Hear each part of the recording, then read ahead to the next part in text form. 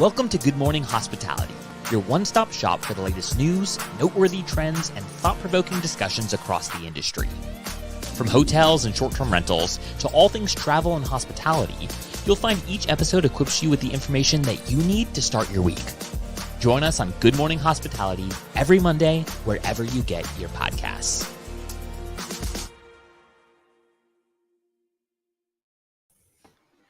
Good morning. Good morning. Hello, everybody. Good morning, Best day of the hospitality. week. Let's go. You guys amped for this beautiful Monday? I am, although it is really, really rainy here right now, which is sad. It was beautiful yesterday, but it's changed quite quickly. Is this the last time we're going to see Brandy in this new background, or is she going to be in a new theme every week? Yeah, I think next week will be Miami background. I leave tomorrow, so Awesome. Yeah. Back to the homeland. back to the homeland. Michael, what about you? How's it going in Auburn? Right? You're in Auburn.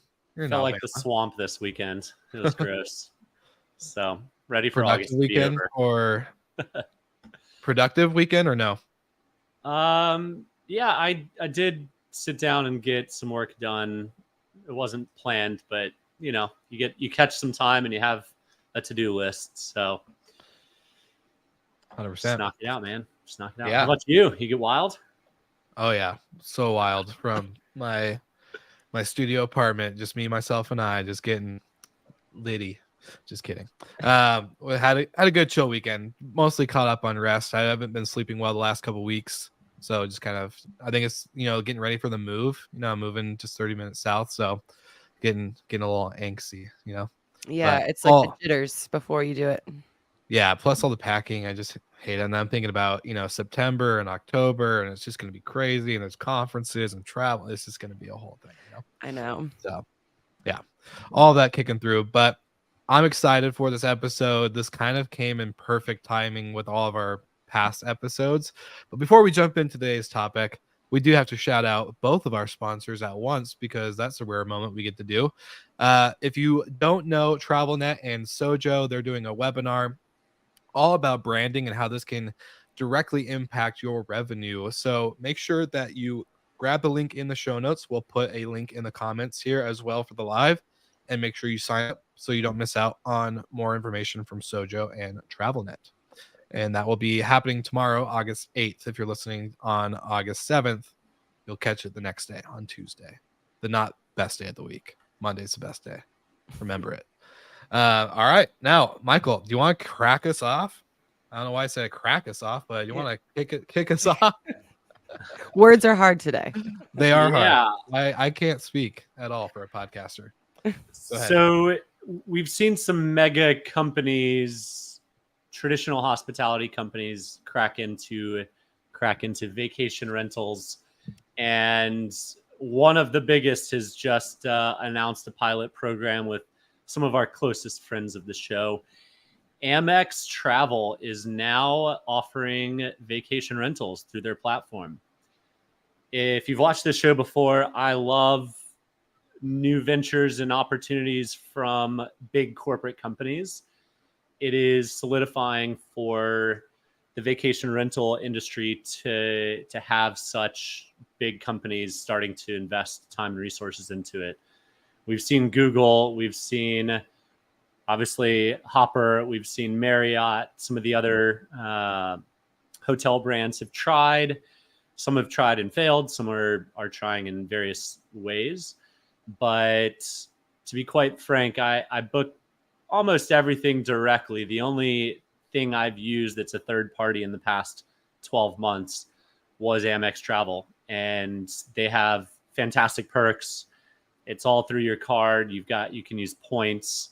So I love it. I'm very curious to learn more about this as the story develops, but we know right now that they've chosen some pretty high-end markets to start out with, which makes sense because I guess typically your Amex traveler is going to be more upscale if they're paying to use a credit card. But yeah, want to pause there and let y'all fill in some thoughts. Go ahead, Brandy. Yeah, I think this makes a lot of sense. Actually, now that it's happening, I'm kind of surprised they weren't one of the pioneers of getting into the luxury side of our industry. But I think you're totally right. This adds another layer of legitimacy to the industry. It's getting, these amazing companies in front of more people that maybe wouldn't choose that option normally. And I think just the sheer like the status and the size of Amex travel is going to be amazing. I can't wait. Maybe in a couple months or a year we can have our friends share some data with us, but they are about to see, I would think, some like huge benefits from being on that platform. Yeah, to throw some numbers behind it, and this is, I guess, a year and a half old, but in 2021, so still pandemic time period, Amex Travel did, or American Express Travel did 4.9 billion in sales. So they are a monster joining in. Just a Uh, little. the fact that, yeah, to your point, Brandy, the fact they haven't touched vacation rentals before is a little fascinating, but they pretty much have every hotel that you would want in cities, especially. I've only used them in cities, but I'm excited to bring castles onto their platform soon. Yeah. If anybody's Castle's listening next. from Amex today, my name's Michael. You can reach out to me directly.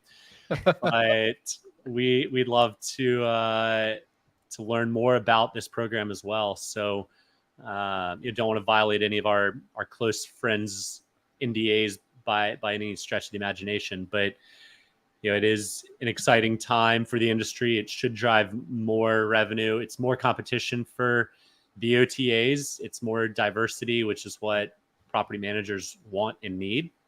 So hopefully it works and delivers. Unlike some other companies we've covered on this show before. I was just gonna say, man, it's perfect timing, just like a credit card company, to see one of their competitors be a little weak, go through a little bit of a public breakup, aka Hopper and Expedia. And when that happened, it's honestly perfect timing. I know they could have gotten into the vacation rental game sooner, but I think this is perfect. After the demise of Hopper and Expedia, plus now this huge opportunity. And I love how they went about it. They went directly to the operator, just like Marriott Homes and Villas did. I think that's the best way to obviously build the relationship rather than going through a third party. So I'm excited. This is perfect timing. It couldn't have gotten any, better for the drama that's been happening. I For think our for all news of our cycle. yeah, for our news cycle, to be honest, like this was perfect. It was like, yes, you made this Monday morning so easy because it obviously ties into everything else. But yeah, I think this is going to be great. I'm a big fan, and I can't wait for Amex to be a sponsor one day too. They're going to really come in and just bring some of this knowledge and level to the show. Call your So shots, Will. Call your Yeah. shots. I'm manifesting Please. it right now. Yeah, I think that's where, that's kind of a natural segue into the comparison between this program and Homes and Villas. Um, because when Homes and Villas started off, we were kind of, I don't know how early we were, but pretty early on. And the due diligence process was very thorough. The requirements were very like intense. And we were like, this is just an OTA. Like, why am I getting cybersecurity insurance? And but then over time, their goal was to have more and more products on the platform. So you can't do a site visit to every single unit. And, so they're kind of, I think their expectations changed, right? And what they were allowing on the site. And I'll be curious. I have to imagine that Amex is going to be a little bit more strict. Just looking at the companies. You don't think so, Michael? Um, I mean, I would think so. With but the I guess I could see the other side where they're going to want to see the volume of, business going through there. I've got So, some stats for you. okay, hit us with them. Well, separate from the stats, basically when you go and book travel on Amex, they'll show you all of their premier luxury stuff. But if you go down far enough into the budget where I play, they'll also show you hostels. So Okay. they go all the way down into hostels on the booking site. They have 2,000 hotels around the world.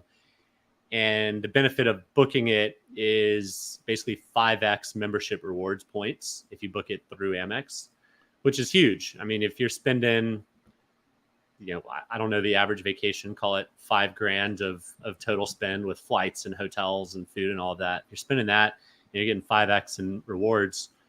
That's a pretty chunky set of rewards. I think the other interesting part of it, 60% of Amex's new members are Gen Z or millennials.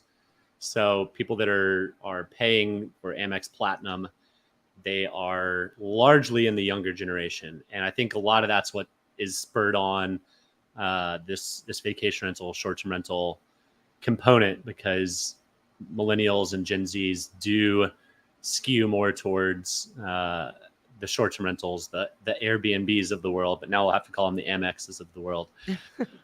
So I think with the changing demographic of their users, plus the pretty nice rewards to book through their platform, I'm a fan. Yeah, I and have I to. think we'll see kind of this test pilot group of 12, and I'll be curious to see when they start ramping up their options and how I can get Romy on there I was as just fast gonna as say, possible. I was like, hey, Brandy, why didn't we see your Romy on that list? You know what I'm saying? You know what I'm saying? Well, I mean, we can talking about like the kind of distribution component. They're obviously doing this directly with a PMS, and so that's, I think that is the holdup with a lot of this stuff, is like just like the technical part of being integrated with as many PMS as possible. So, and it strikes me as that they're not going with using another channel manager like Rentals United, but that will be a faster way for them to get more inventory. Yeah, Yeah. I think it's probably controlled between now and the end of the year. Honestly, the timing of launching it's a little suspect to me as well. Right after peak season summer, so they probably want to get 6 months of trial and error under their belts. Some of the markets they've picked, like Park City, it's starting to book for the winter, I would imagine. But smart not to jump in the deep end with lots of properties all over with loads of integrations. So I do think they'll probably follow the Marriott footprint of start hyper focused and then expand that out to the more broader market. But I do hope that unlike Airbnb, that they keep a level of standards somewhere. So It's hard with that because obviously they want to grow their inventory, and there's just like you can stay at a hotel that leaves you wanting more, that obviously happens. And it could be room to room, just like, a clean got missed or something like that. So I think it's very hard to control the quality of the product, and you really, I guess, just have to have, based on reviews and things like that before it to like get people off of the platform if they're a bad operator. But it's a struggle. So I I don't know. I think that managing this kind of component is more taxing than some OTAs might realize. I don't know, Michael, when you book a hotel through Amex Travel and you have an issue, are you dealing directly with the hotel, or do you go through Amex to solve everything? it depends. So I booked through Amex during COVID, when COVID first launched, and then everything basically fell off a cliff. I booked one thing on Booking, and I booked one thing direct, and I booked one thing on Amex. My wife and I were taking a little trip. I got the direct back first because I knew the guy. I got Amex back after a week or so, and I never got the booking stuff back.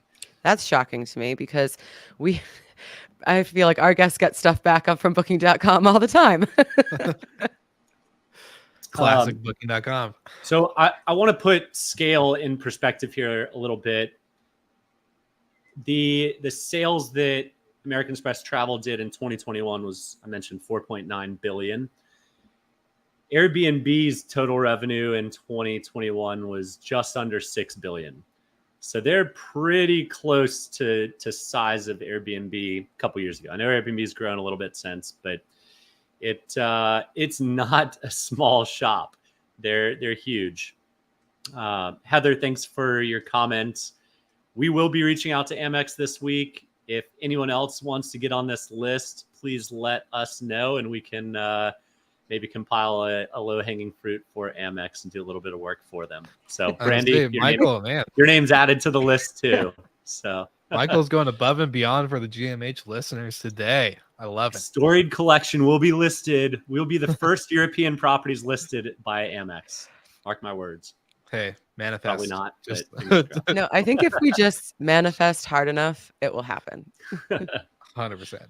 Well, speaking of companies that were listed, shout out to our friends at Moving Mountains, Robin Cragen and Heather, killing it out here in Colorado. And then, of course, our friends Dennis at Casiola Vacation Homes, who did call in to leave some comments and a question. So I don't know. Are you guys ready for a little quick comment and question from Dennis? Let's do it.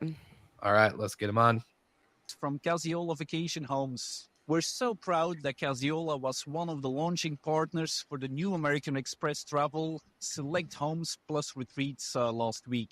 Another huge player moving into our industry and making it available for guests to earn or redeem points while booking vacation rentals. We really have high hopes for this one, but I wonder who's going to be next? Which other amazing company is going to join and benefit our industry? What's your guys' opinion? All right, who do we think? Who do we think is going to come in and be the next Amex, the next player? That was a fun one because I had a hard time actually whipping up some companies. So love to know your guys' thoughts around all that. Well, I think that naturally it's all of the credit card companies. Anyone that has a travel rewards program is going to start figuring out like, okay, how do we tap in to this huge market? It's what our customers want. And just seeing a competitor have a product, usually spurs people on. I would say that Chase is probably like, so I have the Chase travel credit card, and the hotel like booking side isn't as great, and I don't use it that much, so that's it with a grain of salt. But I would assume the Chase Sapphire Reserve is the competitor to the Amex Platinum, so I would assume that they're trying to get on board soon. And if you're listening, anyone from Chase, I know a company in South Florida, New Orleans, that would love to get on board. They'll test it out. Well, Dennis, you may have missed our show last week. I think it was last week, but Walmart is now in the space. I think, it hasn't really struck the mainstream yet, in my opinion. I haven't seen it anywhere but our little industry echo chambers. But that could have massive, massive potential. So again, props to Walmart and Expedia for sorting that out. They were, we'll have to revert back to last week's numbers, but there were like 390 million site visits a month by Walmart. Just a massive amount of volume. Who would I like to see? If anyone watches the show regularly, they know I love Delta. Delta Vacations does a lot of packages. They've never done them with short-term rentals. Again, Storied Collection, we're happy to help Delta. You've got my number. I know you do. And then, competition with Walmart, Amazon could make sense as a travel group. But who's most likely is probably another hotel brand, an IHG of the world. We saw Hyatt recently buy Mr. and Mrs. Smith. We know Marriott's obviously already got one. Choice Hotels shut down their vacation rental division. Accor owns One Fine Stay. So IHG is kind of the one that hasn't made a play yet. I don't know if Hilton has either. So maybe one of those two. Hilton kind of came out with that. Remember that thing that we kind of made fun of during the pandemic where you can get the adjoining hotel rooms as your vacation rental option. Yeah.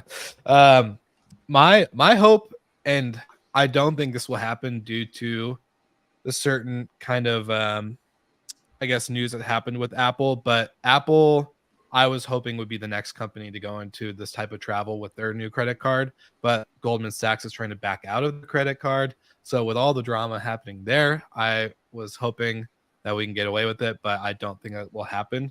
But if anyone from Apple's listening and wants to sponsor the show, I don't need, my life right now is so like bound to the Apple ecosystem that adding another component is, I'm like, oh my God, I will literally never be able to escape. Yeah. When I was in college, I worked on an Apple hotel concept I was a consultant.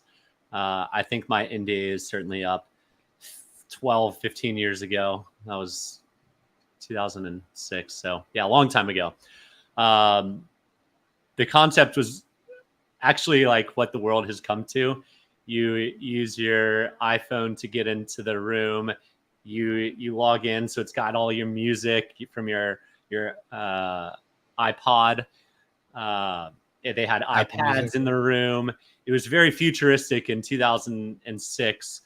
It was a Dubai hotel concept in conjunction with Apple, but it did not materialize. So yeah, they have thought about it. I don't know how serious they were considering it, or they just kind of, big companies like for a lot of people to do a lot of work for them, and then they ball it up and throw it off to the side. So I don't necessarily love Apple in hospitality myself, Yeah, I but agree. I I I like Walmart in hospitality better than I like Apple. Well, that's I use more Apple day to day than I use Walmart. So my thinking is, if I have an All right, iPhone, Mr. an iPad, Bougie. and hey, I'm just being honest. I'm like, dude, everything on me is Apple. I don't do anything else. So thinking of, their credit card, it was hopefully going to be a good program, but with Goldman Sachs trying to back out of all the banking and stuff, it just is now. Anyways, kind of not going to happen. But anyways, Brandy, go ahead. Looks like you have something to add. No, I think Heather commented about the people of Walmart travel. So if for those who don't know, there's a website, peopleofwalmart.com, and it's just like pictures of people doing ridiculous stuff or being ridiculous in Walmart. And I absolutely agree that there will become probably some sort of meme account based on this. If anyone has seen the Humans of Spirit Airlines, I think that is kind of adjacent to that. It'll be the Walmart version. But I think it's really, I mean, just because you're not using it all the time, Will, there are many, many people using Walmart. I know. But I think that the real battle there is going to be with Amazon, because they're like the next kind of, I can't imagine Bezos is going to let this just slide away. If there's, he needs to try to get into every industry before someone tries to break him up. So I would think that would, plus our Alexas are all listening to us now anyways. So they can probably plan our vacations before we even know we want to take them. They know where we want to go for our next trip, and they can Yeah. just go ahead and send it to us. I mean, that's Google's the same way. There was a destination that my wife and I were talking about a few weeks ago.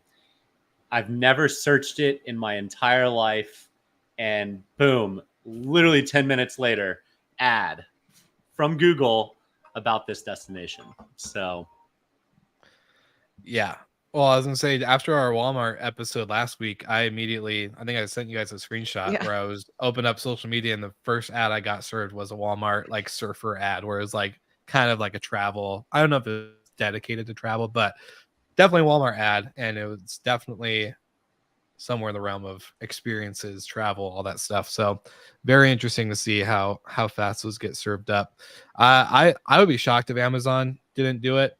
But if you were to guess outside of the obvious, would you have any sneaky players that you think would come in out of the blue, unexpected, that would be a complete shock to everybody? I don't think this is necessarily realistic, but maybe one of like the classic millennial companies that like the Away Suitcase comes out with their, travel itinerary. I think that the problem is that it really does take a lot of infrastructure to build out these travel networks, and it's expensive. So I look at Hopper. They're really trying, and they have a lot of funding. They are aligned with a bank, and even they're struggling. So I think it's difficult for a niche left field player to come in and really make a difference, unless it is so niche that like they're successful simply because of that. Or it's a PR machine, right? The Right. thing Yeah. that Airbnb has done so well is to brand everybody else's properties as theirs. and they are an absolute PR machine. Good, bad, ugly. They're in the news just about every week. Gwyneth Paltrow now lists her house in an illegal market called Malibu on Airbnb. So they How don't do you think she care. got away? It could be How do you think she got away illegal. with that? It could be illegal. It doesn't matter. It's still going to be in the press, and it's still good press for them. I saw in the comments that Hyatt is supposed to be live next month. And I also got a text from a friend in the connectivity world who confirms that. So interesting update. Yeah, it wasn't one of the three I mentioned because Hyatt did just buy Mr. and Mrs. Smith. But we know Hyatt's been poking around in the space. They invested early days in One Fine Stay, and then basically traded with Accor. Accor took One Fine Stay, and Oasis Collections went from Accor to Hyatt. Yeah.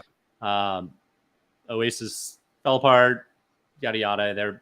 They're back to some extent, but good to see another hotel brand jumping in. If the hardest thing to do is get a loyal traveler base that books through your platform, and if you have that, there's no reason you shouldn't try and expand upon that. So I like Hyatt. It's one of my favorite hotel brands personally. So I don't love, I mean, I anytime the hotels are getting into this industry, they have so much muscle, so much, like the financing, the kind of like institutional knowledge of all this. And, obviously they've been working on really breaking into the short-term rental industry, but I don't love it for this, for the sake of kind of the medium-sized operators out there where you like potential future growth could potentially be compromised, or it could be something positive and Hyatt could buy you out and you take your golden parachute and fly away. So I'm I'll say cautiously optimistic about all of the hotel entrances to the industry. I feel like that this whole travel program entrance, whether it's Hopper or Amex or anybody like that, I would think it is kind of good for the industry though, because like Michael said, this has to be not just for exposure, but I think for maybe those medium-sized operators that don't have the most set forth brand standards when it comes to turnover and amenities or furnishing, other stuff like that. I think this is good because then it can hopefully push more people towards standardization, at least on the operation side. Obviously, every property, whether it's a building or a single individual, single family home, they all have their quirks or individuality pieces. But hopefully, like a program like this I know it's pushed a lot of people for when Homes and Villas, Marriott program came out, pushed a lot of operators, especially in the smaller realm from under 10 units or 10 to maybe 20, where they had to up their game. And I think maybe that something like this could really help with bigger operators and smaller ones too. The thing that is and always has been missing in vacation rentals is a brand. Vacasa is not a household brand. Sonder is not a household brand, despite both of those being publicly traded. Hyatt is a household brand. Amex is a household brand. So is who's the other one we're talking about? Obviously Marriott, but Walmart, obviously. So I think it takes a brand like that to make a big push. And they're going to test the market before they start buying companies. But I wouldn't be surprised if they also start to acquire some of the bigger companies and do a roll up. So they own more than just the distribution piece. We'll see. That's definitely more out there than just building a listing site for Hyatt or Marriott. But if you want to control the product, you can't just list it. And they're pros at franchising and setting standards. So let's see. I think this is all very, very good news for the industry. It's professionalizing all of us. It's leveling up, and I can't wait. It's been 3 weeks in a row we've talked about new companies getting into the space. This is wonderful. Yeah, it's Agreed. positive news. And then Heather quickly asked, I think, the definition of a medium-sized company. And I use this as a blanket term because it's kind of encompassing everyone in the middle of the bell curve, right? Like you have your kind of smaller mom and pop operators, maybe 5 to 20 units. And then you have the large operators like Sonder, Vacasa, who have, thousands and thousands of units. And I think the mediums kind of fall in the middle of that because it also can be revenue based depending on what you're talking about. So I think that that's the medium for me kind of covers the middle of the bell curve, and we can work on a definition. But that's kind of what I'm referring to. Yes, I like it. I like that definition. And for more things that we can work on, just a heads up to all of our listeners, we are working on some fun, exciting GMH stuff. We'll have more to announce in the next coming weeks, but just get ready because we're going to start building out more than just the podcast. So that could help. Maybe, am I giving away too much, guys? Do you think I'm telling too much? No, you're leaving a lot of Easter eggs. So All right, good. That's what we want to make sure. I'm curious what we're talking about because we throw I some know, I'm wild like- ideas around. Will It's all in the group after the chat. show. It's all in the group chat, guys. Anyways, any final closing comments? I know we've had a good amount of people. Thank you, Heather, for tuning in. Thank you, Terry, for also commenting and contributing to the episode. You guys are greatly appreciated. You can always call in with the hospitality hotline that we do every week, but I love the comments and the ongoing conversation. Final thoughts, you two, before we wrap up this episode. Yeah, well, I just want to give a quick shout out to my grandmother who's sitting next to me, named B. She's her on like the a screen. huge supporter, and What up, B? we finally figured out how to have her listen and I can talk at the same time. So she's our biggest Nice. GMH supporter. So shout Let's out go. to B. We got to get her a t-shirt and a coffee Yes, mug. a whole merch set. Immediately. A whole merch set. I love it. What about you, Michael? Any final closing thoughts? Just looking through the comments again, Terry White mentioned JetBlue. They've done a lot of investment in the space. They were investors in, I know, Transparent, and they sold, got an exit there. There are some other hotel players that poke around in the venture world. That's certainly one way to get exposure into the segment and kind of maybe bet on some horses and see what comes out. But I'm not sure JetBlue has the scale that any of the other companies we've mentioned to make a material impact at this point. They did just launch their first, I think, New York to London flight, which is great. Again, if anyone wants to stay in a castle, just let us know. But 3 shameless plugs in one episode. I've never done that. I was gonna say, does Romy and Story want to just sponsor the podcast? If that's, we could just do that instead. Yes. Make it easy. Yes. Just kidding. Cool. All right, guys. Well, thank you for all of our live listeners for tuning in. We're going to be amping up our YouTube channel and a bunch of our social media stuff. So get ready to like and follow and subscribe to all those different places. Shout out to B for being our #1 listener and supporter. We love her for that. And as always, we'll see you guys again next week.